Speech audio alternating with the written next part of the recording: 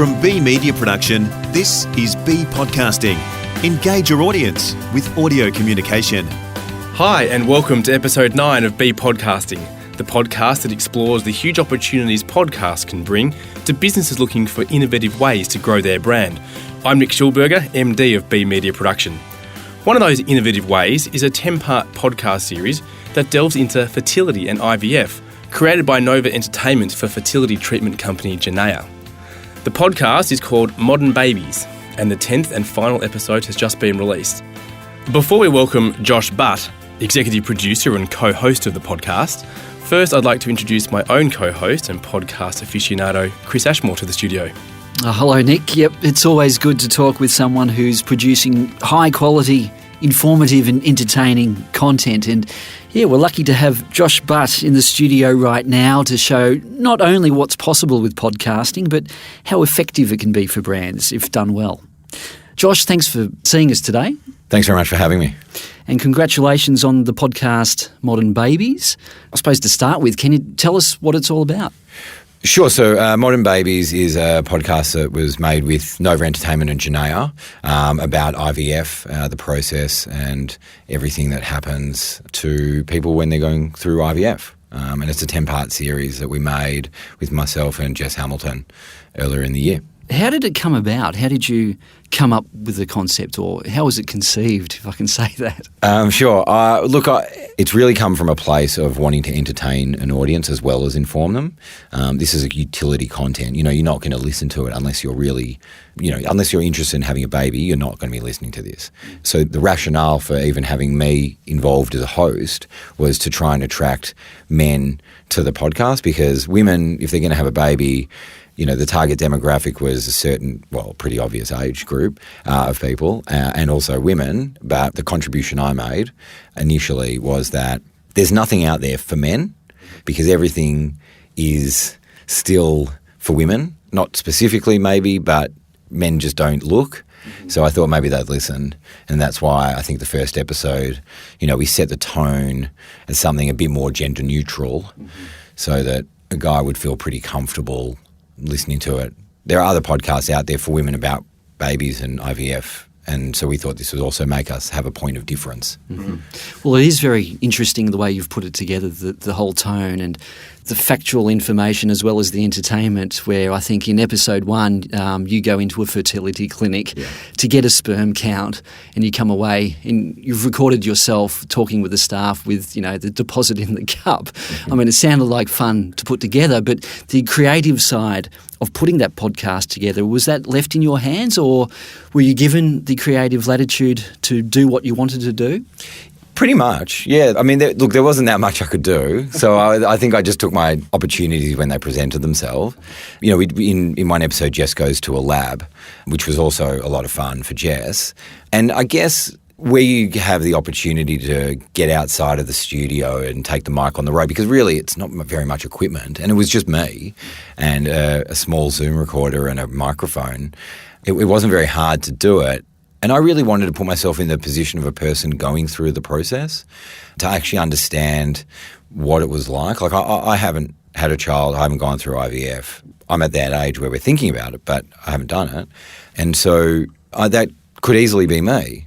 So really I just made it something that I'd be interested in listening to. And then, I just was a bit silly as well, because I thought that would be fun to listen to, even though, at the same time I'm teaching people essentially what they need to know. I've had many friends go through IVF and heard their stories, but actually hearing the audio from inside the process, and obviously not the graphic details, when I heard that, I actually rang my friend straight away and said, I've just listened to this and I now have a whole different understanding of what you went through. So that was, for me, that was amazing. Yeah, because it was, look, in 40% of the cases, and some of my stats may be slightly wrong, but generally I think around 40% of the cases, it has something to do with the guy.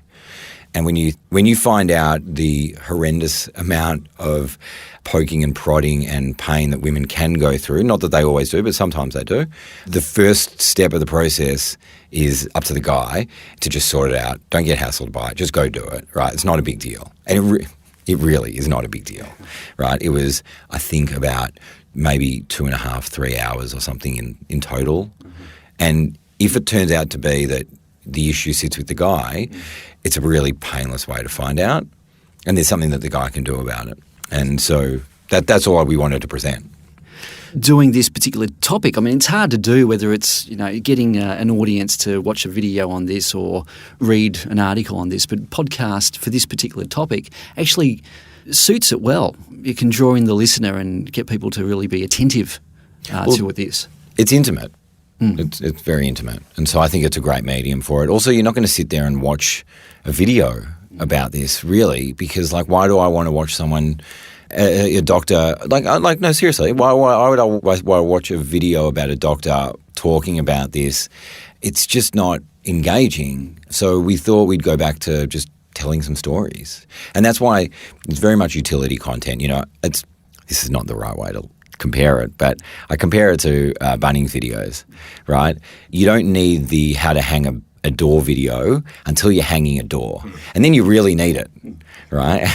And it serves its purpose. And that's why I call it, utility content. It serves that purpose when you need it. So that's what this is designed for. For our listeners that are looking to start their own podcast, can you talk a little bit about the process prior to starting production, how you set the tone? Did you do any market research before you started? One thing I should point out is I had no interest in IVF, right? I'm not emotionally attached to it. I mean, just being honest, this was a business transaction, if you will. They hired me to do this, right? So that's the first thing you need to understand when you're doing this, is to not be emotionally attached. By not being emotionally attached, I was always cognizant of what our goals were and what the client's goals were. And I lost a lot of attachment to my own voice. And so I was brutal on the editing of myself, beyond brutal. Yep. So when they came to me to talk about it, the first thing I did was cut the length of. They wanted a certain length, which was understandable, but I said we should do shorter because it'll be better, because it'll be tighter and it'll be more interesting, and we'll only use the bits we absolutely need to use, and there won't be any waffle. Less is more. Much more, particularly with this stuff, because remember, it's serving a purpose. That's right. So, and we know from our engagement rates that people were switching off almost basically at the end. They were really good, the engagement rates. So everything I'm saying is vindicated. Mm-hmm. But basically, we did a market research, had a look at what was out there in the market, heard every single podcast that had something to do with the topic. I found my point of difference, which was having a male host and not being personal, but having a bit of fun with it. We set our music style, which, if you notice, is sort of like a waltz. Mm-hmm. Actually, sorry, it's a tango. We started at waltz because we thought, romance, dancing. There's a lot of egg and sperm references in the opening episode. Mm-hmm. And we ended up with a tango because the people we interviewed kept saying it takes two to tango. So we did that, but then the tango we found was very traditional, so we ended up with something that was a very modern type of tango, and that's where the music came from. And then we picked music styles that were fun, and then we had found some serious ones, and we built a soundscape. And then while that was going on, we also plotted all the different people we wanted to interview, and we batched interviewed them. So we would do 3 or 4 in a day, ideally. We didn't do any... Apart from a bit of reading, we tried our hardest to learn in the room. So essentially that first set of interviews, we did as much learning as we could from the people we were interviewing, who were all the experts. Then we went away and did a huge amount of research to make sure that we were always factually correct, because we're not doctors. And then from that, we continued doing interviews, but at the same time, Jess and I would do episode records together, now having interviewed the people. How has the promotion of Modern Babies been handled? Is that something that Genea has looked after, or have you been involved in that as well? So that's been more Nova and Smooth FM. Okay. There's been, I think, some traditional media, like radio ads. There's also been digital, and it's sat on Genea's social, I think, and their website. But I haven't had a huge involvement other than voicing the ad. Again, being part of a team, there's other people who have taken care of that particular thing. But the one thing I would say is that it has definitely had an amplification strategy attached to it to make sure that it doesn't just sit in isolation. The distribution of the content is also via Acast. It's almost as important as what you're making. And that strategy has been done. I just You haven't been involved involved doing it. Genea, I would assume, are very happy with the result. What were their expectations at the beginning, and then now that all 10 episodes have been released, has there been a shift in their sense of how it's all going? I understand they're very happy. I believe they're very happy. The shift in expectations, no, I think they got what they expected. I was involved in some client meetings up front. I also had a few client chats well in advance of the first record, and I probably set a expectation that I got a little bit nervous about, I guess, because I hadn't actually made one myself. But I mean, I've made lots of radio and I have made lots of TV, and so I was confident. But yeah, I did set myself up to fail by promising what we delivered. So I'm really grateful to the team for... I mean, we had a sensational engineer in a guy called Matt Argoon, who probably goes without being thanked by anyone a lot, but he was brilliant. And Jess and I wrote a lot, and there was a lot of people in the background. And also Andy Milne, who, by the way, was the person who was the EP at Nova, and he oversaw everything. So he was also fantastic. And you know, he'd also set expectations as well. And I think the client having an expectation of that they're getting an entertainment/utility content rather than we're just making exactly what you've asked for. You know, we challenged them quite a bit. And I think it's really important to challenge a client because a client has an expectation based on what you tell them, but they really have a brief, and that brief is a business goal. And that business goal might be, in this instance, help us get more people pregnant, really, or at least try. You know, that's their goal, is to have more people through their clinic. I mean, you know, they're running a business. So whatever that business expectation or that business brief is, it needs to sit right at the very heart of the content, and you need to build your content strategy around that. And there's just no point in making something at a lower quality than anything else in the market, or that sits in isolation without a distribution strategy. Mm-hmm. Well, after your experience now with this podcast, what are your thoughts on podcasting for brands? What do you think are the advantages for brands using podcasts versus any other media to get the message out and connect with their own audience and other audiences? A leading question here. Yeah, no, and I'm sure I'm going to have an equally leading answer. I think, look, it's such an intimate experience. You know, it's not like radio, it's not like video. When someone puts their headphones into their ears, you are their world. Like, they might be going for a walk in the park, but, you know, you're really inside their head. So I think it's incumbent on people who are making podcasts to make something that's either incredibly engaging or incredibly informational, or a mix of the two. You know, I love Radio Lab and the Gimlet podcast and the NPR podcast and WNYC, and I think those guys do a really amazing job. There's quite a few UK ones as well. Here we're just starting. I think we're really in our infancy. So for brands, I think what I would say is a key learning is that when you're doing a podcast, you really need to be talking to an audience. So you need to pick that audience. And you need to remember that it sits at the start of a consumer journey. So you want to build a brand affinity, or you want to build brand affinity with your audience. And it's a great way of providing them with the content that serves an audience's needs, as well as your own. And that's why I'm saying that brief is so important. What is that objective? If that objective is to sell more widgets, right? Well, podcasts might not always be right. And it just depends what the widgets are, I guess. But if the opportunity for the podcast is to build better brand engagement, build better brand awareness, well, that really might be very good for you. Mm-hmm. Build yourself an authority in that space that hasn't been taken over by somebody else. Absolutely. But being an authority in that space means that you have to really invest, and you have to... It's not just about making one as well, or 6 or 10. It's series, and you know, really go deep dive in it. And amplifying them, as you said earlier, as well. That's right, using it as part of an entire marketing strategy. It's, again, you wouldn't make a television commercial and then not book any media. So with a podcast, you kind of got to do the same. And there are opportunities to do that in various ways. The other great thing about podcasts and audio in general is that you lose a lot of bias when you're listening to someone, because you actually connect with people on a deeper level, because, you know, there's an inherent bias that we have. So you might hear a story about someone and feel very differently than perhaps if you saw it.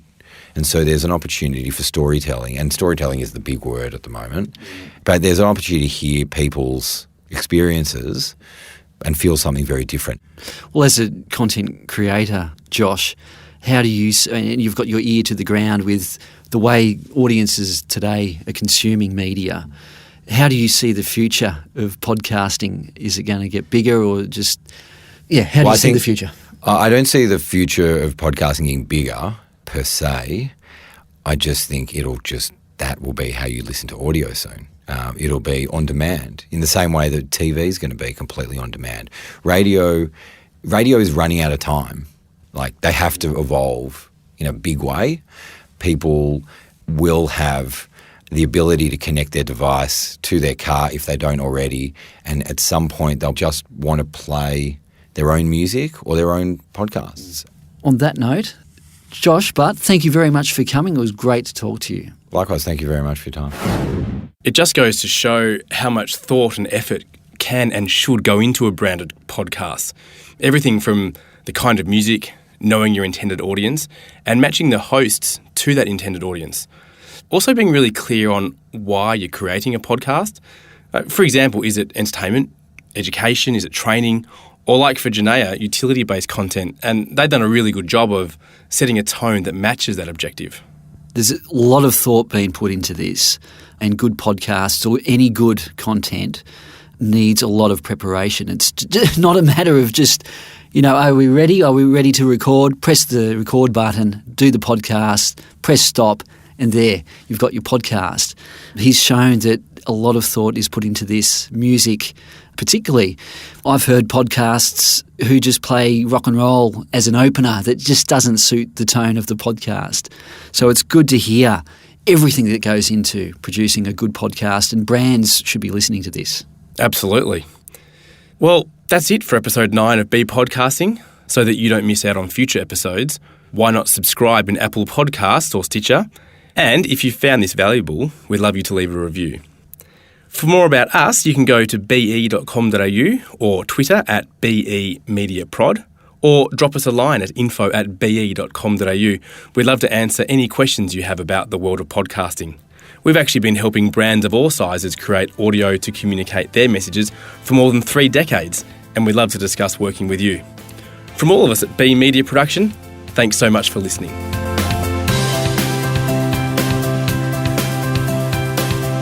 Be Podcasting is produced by the team at Be Media Production.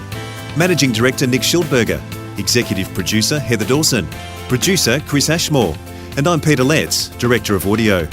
For more about us, go to be.com.au.